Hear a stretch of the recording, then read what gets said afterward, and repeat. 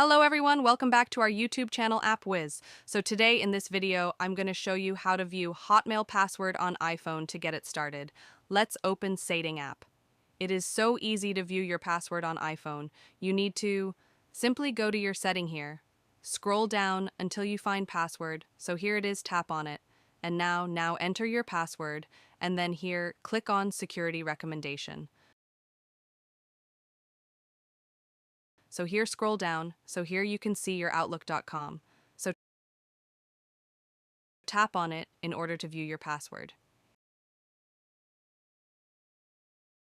If you tap on the password, then you will be able to see your Outlook password. So in this way you can view your password on Hotmail. As you all know that Hotmail is updated into Outlook.